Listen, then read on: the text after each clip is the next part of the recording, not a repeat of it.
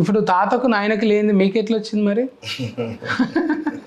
వాళ్ళు మన ఇంటి పూర్తిగా ఉంటే చాలు అనుకున్నారు, మీరేమో ఇది అంత కాకినాడ మొత్తం నా ఊరే అన్నట్టు మీరు చేస్తుంటారు. లేదు, ఇప్పుడు ఒక్కొక్కరికి ఒక్కొక్క రకమైన ఆలోచనలు ఉంటాయి. సో అలాగే నా ఆలోచన, నేను ఎప్పుడు హ్యాపీగానే ఉన్నాను, ఎప్పుడు ఉన్నాను. బట్ నాతో పాటు 10 మందిని మనకు నచ్చిన ప్రాంతాన్ని మనం, ఎందుకంటే నా చిన్నప్పటి నుంచి అది ఒక పెద్ద డ్రీమ్గా ఉండేది. సో ఈ ప్రాంతాన్ని అంతటినీ, బికాస్ ఇక పర్యాటకంగా చాలా ఆపర్చునిటీ ఉన్న ప్రాంతం, అలాగే పారిశ్రామికంగా ఇండస్ట్రీ వైజ్, ఎందుకంటే ఇక్కడ పోర్ట్స్ ఉన్నాయి, SEZ ఉంది, హైవే, రైల్వేస్, ఎయిర్పోర్ట్ అన్నీ ఉన్నాయి.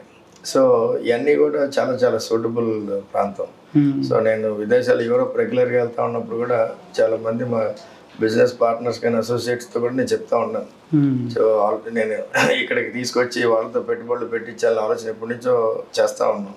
సో తప్పకుండా ఎంపీ అయితే ఈ ప్రాంత అంబాసిడర్గా, ఈ ప్రాంత ప్రతినిధిగా డెఫినెట్గా అన్నీ కూడా ఉపయోగకరంగా ఉంటాయి. అలాగే నా మేనిఫెస్టోలో కూడా పెట్టడం జరిగింది. ఈ ప్రాంతంలో రాబోయే 5 ఏళ్లలో 30,000 నుంచి 40,000 కోట్లు పెట్టుబడులు తీసుకొచ్చి పారిశ్రామికంగా అభివృద్ధి చేస్తానని. సో దాంట్లో ఇంచుమించు సగం పైగా పెట్టుబడులు మా సంస్థల నుంచే రాబోతున్నాయి. అంటే ఒకటే అందరం గమనించుకోవాల్సింది ఏంటంటే, ఆయన అధికారంలో లేనప్పుడు కూడా, ఏ పదవి లేనప్పుడు కూడా సొంత పైసలు అనేది తీసుఖర్చు పెడుతున్నారు. అదే ఉదార స్వభావమే ఉన్నట్టు. అంటే ఎవరైనా కూడా అంతే కదా, వచ్చినాక జీతం కాంట్రాక్ట్లల్లా ఇట్లా చూసుకుందాం అన్నట్టు ఉంటుంది. మీకు ఇది ఎప్పుడు మార్పు వచ్చింది జనాలకు సేవ చేయాలంటే? నా చిన్నతనం నుంచి ఇది మన నేచర్. కానీ మన దగ్గర తక్కువ డబ్బులు ఉన్నప్పుడు, తక్కువ దీంట్లో ఉన్నప్పుడు కొంచెం చిన్న చిన్నగా చేసేవాళ్ళం. సో అలా ఎవ్రీ స్టేజ్లో ఆ స్టేజ్కి తగ్గట్టు చేస్తూ వచ్చాం.